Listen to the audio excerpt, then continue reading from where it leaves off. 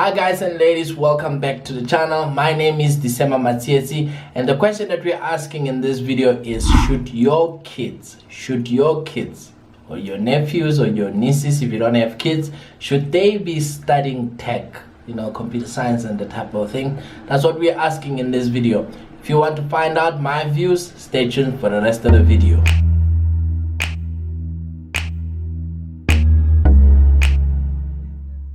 The whole thing of tech, should we learn or should we not, it's been going on for a long time. Think about in the military when they stumbled upon what we call the internet today. Think about when they stumbled upon databases and stuff. They just thought things to tinker with here every now and then. It's not gonna, make a real, it's a hobby.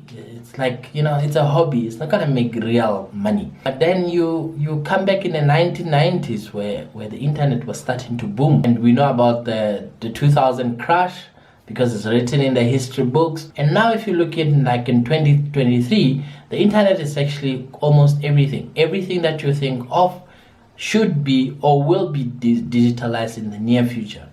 Now the biggest question that we're asking ourselves is, should people still learn to code? But now, before we answer that, I'm just gonna look at, there's a list of 21 skills that they say will pay forever. We're just gonna go through the skills and then we'll find out, is any of those has to do with the technical skills, or are they just what we call today soft skills? And then from there, then we can make our deduction. Now, before you start, if you want to ask, where did I get this list? I got this list, you can see, from LinkedIn by Dr. Storm. 21 lists that they believe will pay you forever. That's what they say. I don't know. You can make your own deduction. The first one, they say the ability to sell and negotiate. I don't know if it has to do with tech. The ability to convey what you think and feel. The ability to break a process down into smaller steps. That sounds like project management. Ability to adapt, improvise, and overcome obstacles. Sounds like everyday work for me. Ability to read, understand, and memorize. That has got everything else to do, with, the stuff that we learned in school and being able to do it in real life. Ability to walk away. This one has got everything else to do with people. Don't hold grudges at work. Don't be short-tempered. When a deal is going bad, just walk away from it. Ability to manage time effectively, and it's actually a double-edged sword. So either way, like I said, project management also comes in quite handy on this one. Ability to stay positive and optimist. This one has to do with your EQ. If your EQ is totally quite high, but not toxic positivity, we can do another video on toxic positivity. When you're too positive that you're becoming a negative attraction to the team. Ability to make decisions based on facts and not based on emotions. So this one, the one that you normally find on the analyst. As analysts, we always look at the data. If the data is telling us north is the way, we go north. We don't say, but I feel like. Start number 10. I totally agree with that one. It's still not techie in a way. Ability to speak in front of large audiences. Sounds like public speaking, this one. Ability to keep trying even after failure. This you learn totally. I'm not kidding. Anybody who's ever tried to code, this one has to do with tech. All of those bugs that always shows up, debugging. And then a bug shows up during presentation day. I mean, that one just says computer science, informatics, computer science. That one just sticks to say, tech. Ability to invest money on your own, paying yourself by investing on yourself. I don't know, maybe buying expensive clothes, or maybe trying expensive education. It's got nothing to do with tech, but it could be tech if you want. Ability to do things irrespective of situation, more EQ, less technical. To do self-analysis has got more to do with EQ. Ability to learn how to learn. Wow, I think this one they should have put it as number 1. If you know how to learn, you can do anything else in this world, as far as I'm concerned. If you know how to learn, you are like number 1. Ability to understand what others feel. I think this one takes practice.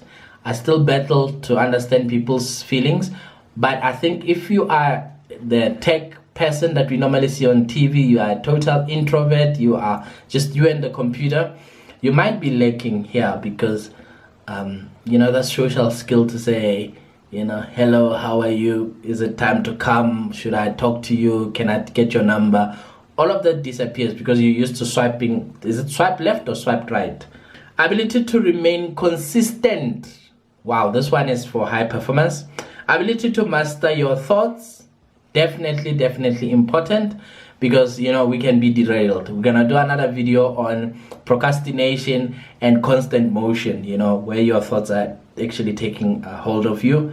We'll do that one also later. Number 20 is the ability to write words to persuade and influence others. I see this one in literature. I see this one in report writing. Maybe people like research analysts or strategy analysts, definitely. They have this one belonging to them. Ability to ask for help. Wow, this one it's really a painkiller. I must tell you. If you are able to ask for help, you can do anything. You heard it, guys and ladies. If I'm taking just this list, I know it's biased. I need to go broader. If I'm just bringing this one into the courtroom between you and I to say, what do I feel? Do you have to go teach your kids tech skills? Most people will say probably no, because the people that are in tech or the people that are analysts, they know the bad side of it. They don't want their kids to go through the same schlep. Your parents will always pursue you from doing something different. But as far as I'm concerned, as much as the world will be talking about don't teach your kids tech or don't teach your kids technology related skills, I might say to the next generation, looking at the millennials, the next generation, they might find it easier to relate with tech than, I'm generation Y. I'm born in the 80s. So for me, I had to learn. For them, it's intuitive. Stuff like Instagram, TikTok, Twitter. When I closed off my Facebook account in 2011, it was like destructive. But right now, we're a generation that's able to connect and relate with tech without finding it as being destructive. We're now going into the metaverse, which is a nice world where it will be like, being in Fortnite forever. The reality, and you can do your shopping and food could be delivered into your house while you're buying them inside the metaverse, where that's the reality where visual reality and physical reality, the lines will be quite blurred. So now the question is, should your kids specialize in tech? I don't think there's going to be any distinction between that. In my days, if you had a cell phone, my first cell phone was a Nokia, you had to go somewhere to get a manual so that you can know how to send an SMS, and it came up with a huge book. Right now, when you open up the latest iPhone, it doesn't have no manual. You just open up, you get a charger, and that's it. You plug it in, and then there you go. It doesn't come with a manual anymore. They know that people are able to navigate and learn by themselves. The whole thing of tech is not gonna go into like going into university and doing stuff. And the people that are making a career out of it will feel, a bit more irritated because the things that we went to school for, things that I went to school for, did my honors and everything else on, will soon be given away for free. And I see high school kids doing what I used to do in honors very, very soon. It's just how the rate of evolution. And now I know what we're gonna be doing. If I'm a database person and all I know is SQL, and then now a high school kid can actually write the same code in SQL and can manage the database as I used to do, what's my future? I think that's the way the question is. Should we teach the kids tech or not? I don't think you have to worry about them. The tech will come intuitively on them. You can teach them, as far as I'm concerned, you can still teach them, the whole manners, humanity, Ubuntu. That, I think, I will try not to let go of. The thing of tech or not tech, you're going to be a doctor or not doctor. You might find a doctor walking around with a tablet, to do the surgery, to say, the bullet is here, I just scanned here. Tech is taking over everything. But it's not for us to chase the latest tech. It's to let tech enable us with our own lives. I think my own kids will find it easier to relate with tech much better than I struggled to even open up Microsoft Word, having to go to programs, whatever, Windows 98. It was very difficult. for me. But right now the apps are quite easier. They don't even need Word to open up and send text. I mean, I have a 9-year-old who sends WhatsApp text to me and reads, and they have no grammar issues. They just send. They are perfect. So I think, yes, the things that we are holding up here, calling as a career, is soon gonna become what every high school kid knows. It won't be like a career to them, like now. I mean, nobody says, I'm a professional, I teach people how to use their cell phones, like they used to do with Nokia 6210 or 3310s. You used to go to a little shop and they show you how to operate the phone. Now we don't do that anymore. Nobody walks around and open and send emails for people, because everybody can send emails. Even old people can send emails now. Things that, on my side, I say, working on an iPhone is easy. That's what they will say about robotics and all this AI, machine learning, coding and stuff like that. So for as far as I'm concerned, you can get them the gadgets, but try not to let the gadgets distract them. They will learn according to the pace, and before you know it, they will find their own careers.